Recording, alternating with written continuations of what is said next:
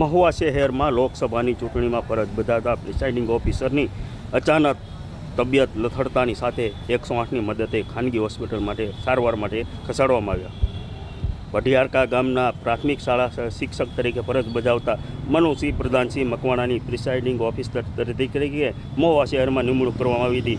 KG કન્યા વિદ્યાલયમાં ચૂંટણીની તમામ કામગીરી તૈયારી કરવામાં આવી રહી છે, ત્યારે વધારે તાપમાનને તડકો લાગતાની સાથે જ આ પ્રિસાઇડિંગ ઓફિસરને તડકો લાગતાની સાથે ચક્કર આવતાની સાથે જ જે 108ના એમ્બ્યુલન્સ દ્વારા મહુવાની એક ખાનગી હોસ્પિટલ ખાતે આ શિક્ષકને ખસેડવામાં આવે છે। સારવાર અત્યારે હાલ ચાલુ છે અને પ્રિસાઇડિંગ ઓફિસરની સ્થિતિ સ્થિર હોય તેમ કહ્યું છે। ડૉક્ટરે પણ તમામ રિપોર્ટ આવ્યા બાદ જ કહેશે તેવું કહ્યું।